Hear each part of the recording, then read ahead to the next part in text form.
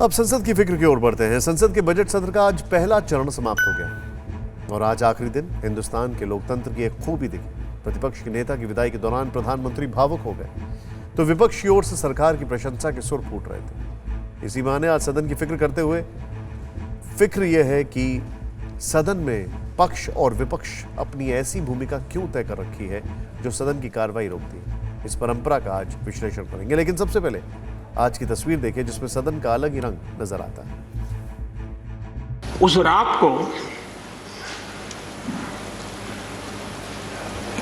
Airport से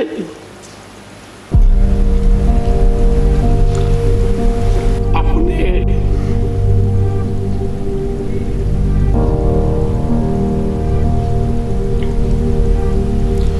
परिवार के सदस्य की चिंता करें,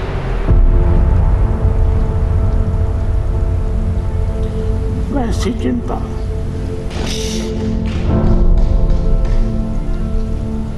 पद, सत्ता जीवन में आती रहती है, लेकिन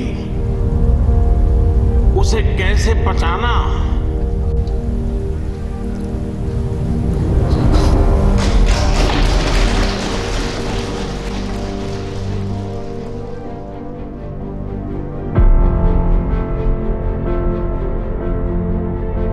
कि हमारे कश्मीर के हालात ठीक हो जाएं। भारतीय संसद के इतिहास में शायद ही ऐसा कोई मौका आया होगा जब प्रतिपक्ष के नेता को विदा करते वक्त देश के प्रधानमंत्री का गला भराया हो और पूरा सदन गमगीन हो गया हो। जैसे अपने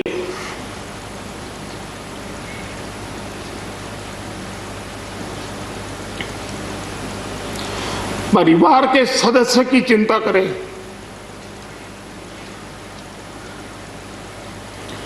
वैसी चिंता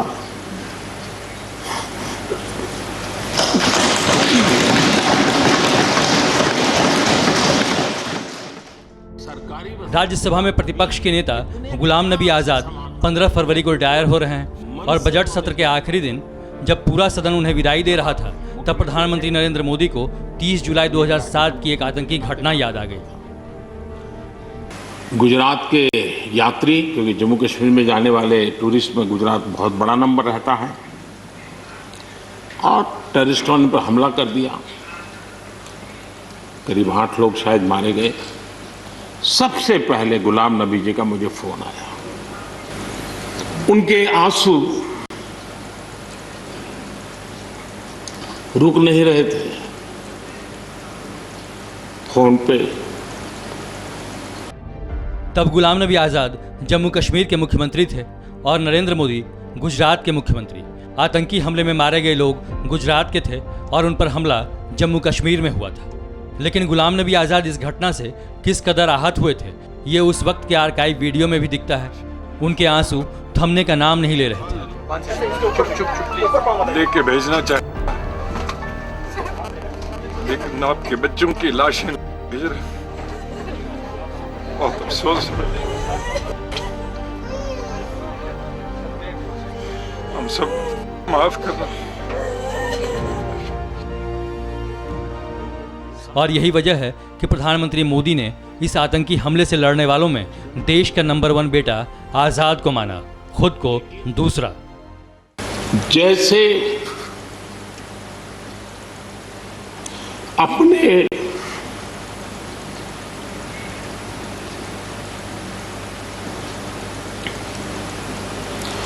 परिवार के सदस्य की चिंता करें,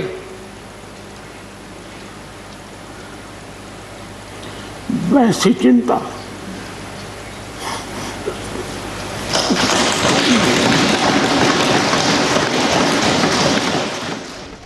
कोई हल निकालना है ऐसा। राज्यसभा में प्रतिपक्ष के नेता गुलाम नबी आजाद ने भी इस घटना को याद किया और अपने विदाई भाषण में हिंदुस्तान की वो खूबियां गिनाई जिसमें हिंदू मुसलमान नहीं बल्कि सिर्फ हिंदुस्तानी मिलते हैं। और विशेष रूप से आपने और माननीय प्रधानमंत्री जी ने जिस तरह से भावुक होकर मेरे बारे में कुछ शब्द बताए, मैं बड़ी सोच में पड़ गया कि क्या कहूं मैं।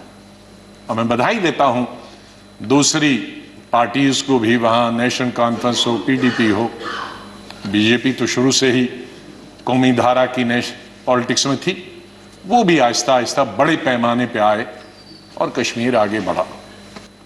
लेकिन जब मैं पढ़ता हूं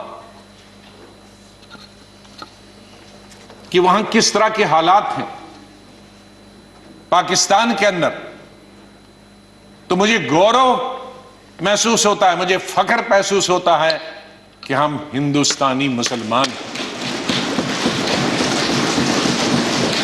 और बल्कि अगर मैं आज कहूंगा विश्व में किसी मुसलमान को अगर गौरव होना चाहिए, वो हिंदुस्तान के मुसलमान को गौरव होना चाहिए। आखिर इस भावुक माहौल को केंद्रीय मंत्री रामदास अठावले ने हल्का किया एक कविता सुनाकर। राज्यसभा छोड़कर जा रहे गुलाम नबी, हम मिलते रहेंगे आपको कभी कभी। आपका नाम है गुलाम, आपका नाम है गुलाम, इसलिए मैं करता हूं आपको सलाम। लेकिन आपका नाम है गुलाम, लेकिन आप हमेशा रहे आजाद। आपका नाम है गुलाम, लेकिन आप हमेशा रहे आजाद। आप हम सभी को रहेंगे याद। मंत्री के हल्के अंदाज से माहौल हल्का होने लगा और आखिर में उन्होंने राज्यसभा से रिटायर हो रहे कांग्रेसी नेता को ऐसा ऑफर भी दिया जिसे सुनकर सदन लोटपोट हो गया। अगर कांग्रेस पार्टी आपको नहीं यहाँ लाती है तो हम लाने के लिए तैयार है। न्यूज़ टॉप 9 रोज सुबह 7 बजे और शाम 7 बजे सिर्फ TV9 भारतवर्ष पर।